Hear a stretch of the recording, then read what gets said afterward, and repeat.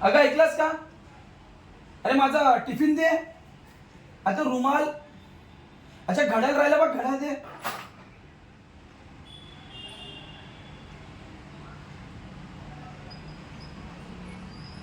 मी तुला बोललो होतो ना की नको, गाडी नको शिकू. तरी तू जिद्द केली ना माझ्याशी.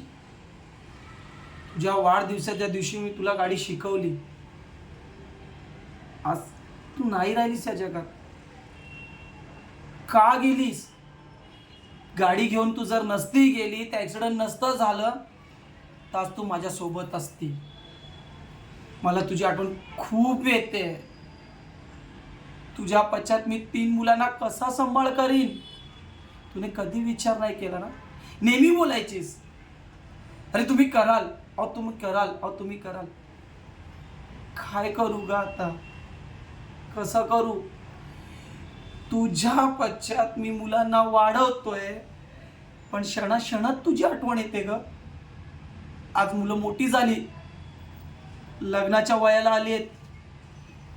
आज त्यांचं लग्न पण मी लावतोय, पण तू नाहीस ग.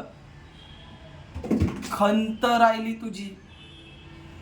आईची जागा कोण पूर्ण करेल? खा.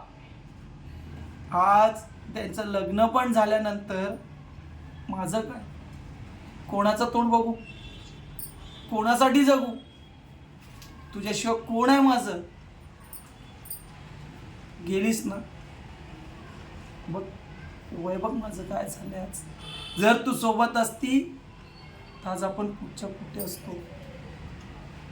बागेत फिरायला गेलो असतो. आज वृद्धाश्रमात टाकलंय मला. सध्या आज तुझी मला खूप गरज आहे. आणि आज मी या वृद्धाश्रमात तुझी आठवण काढतोय. तू येशील ना? तू ये ना. तू ये. हा